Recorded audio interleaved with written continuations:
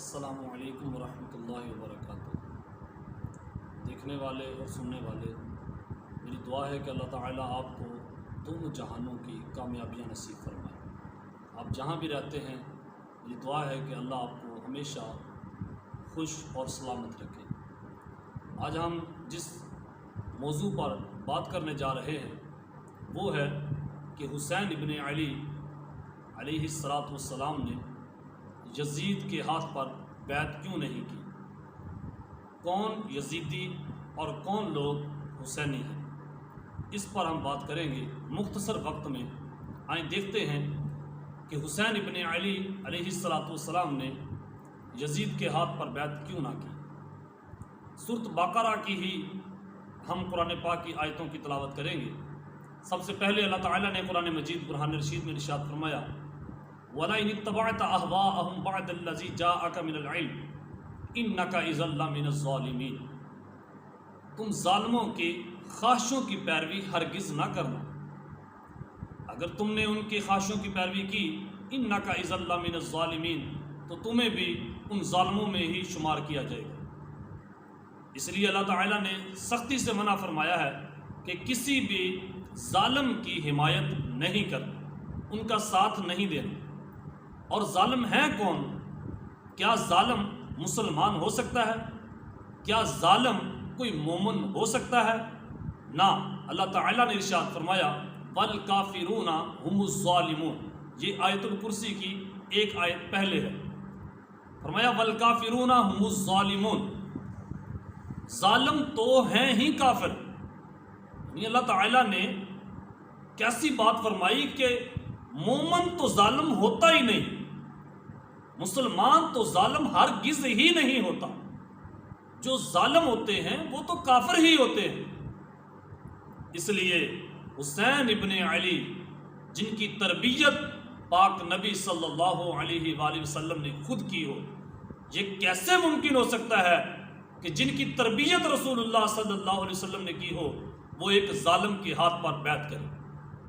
ایک جگہ اللہ تعالیٰ نے ارشاد فرمایا، إِلَّا الَّذِينَ ظَلَمُوا مِنْهُمْ فَلَا تَخْشَوْهُمْ وَاخْشَوْنِي۔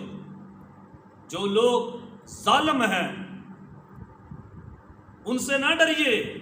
کن سے ڈریے؟ وَاخْشَوْنِي، تم اللہ سے ڈرو، ظالم سے ہرگز نہ ڈرو۔ یہاں اللہ تعالیٰ کیا سبق دے رہا ہے؟ اللہ تعالیٰ یہ فرما رہا ہے کہ اے بندو، تم ظالم سے ہرگز نہ ڈرنا۔ اگر ڈرنا ہے تو اللہ سے ڈرنا ہے۔ ظالم کے ہاتھ روکو، ظالم کا مقابلہ کرو اور ڈٹ کے کرو، چاہے تم تھوڑے بندے ہی ہو۔ تو حسین ابن علی نے کیا کیا؟ قرآن پاک پر عمل ہی تو کیا ہے۔ اس لیے تو یزید کے ہاتھ پر بیعت نہیں کی، بلکہ مقابلہ کیا ہے اور ڈٹ کر کیا ہے اور شیروں کی طرح مقابلہ کیا ہے۔ اب سمجھنا یہ ہے کہ ہم میں سے سبھی تو پھر رہے ہیں کہ میں حسینی ہوں، میں حسینی ہوں۔ اب دیکھنا یہ ہے کہ حسینی کون ہے اور یزیدی کون ہے۔ حسین ابن علی رضی اللہ تعالیٰ عنہ وہ ایسی شخصیت ہے کہ اگر چور سے ان کو نفرت ہے تو وہ چور چاہے گھر کا ہو چاہے باہر کا۔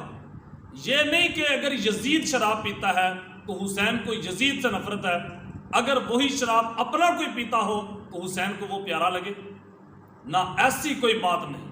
حسین ابن علی رضی اللہ تعالی عنہ وہ شخصیت ہے کہ جن میں کھرا پن ہے، جو عدل و انصاف کے پیکر ہیں۔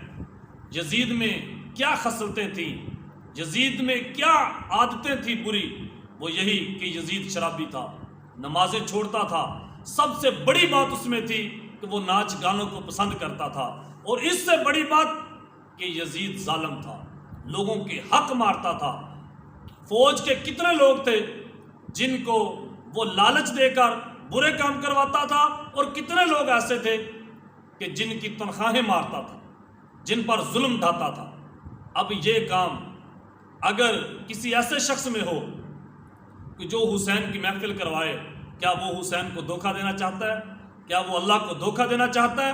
نہ، حسین کی محفل کروانا، ان کے نام کا جلسہ کروانا اسی کا حق بنتا ہے جو انسان کسی پہ ظلم نہیں کرتا، وہ حسینی ہے۔ جو حسین کی فکر پر چلے، جو حسین کی تعلیمات پر چلے، وہ حسینی ہے۔ اگر کسی نے بہن کا حق کھایا ہو، کیا اگر وہ ایک مجلس کروا لے یا محفل کروا لے یا حسینیت کے نعرے لگائے، کیا اس سے اس کا وہ ظلم دور ہو جائے گا؟ نہ، تو کام سارے یزید والا کرے اور نام حسین کا لے، ایسا تیرا کردار حسین کو بھی قبول نہیں۔ حسین کسی کے دھوکے میں نہیں آ سکتے، اگر دھوکے میں آنا ہوتا تو پھر وہاں کٹتے نہ، بلکہ وہ واپس مدینے آ جاتے، نہ کسی کے دھوکے میں نہیں آتے۔ یاد رکھنا، حسین اسی شخصیت کا نام ہے جس کو عدل و انصاف کا پیکر کہا جاتا ہے۔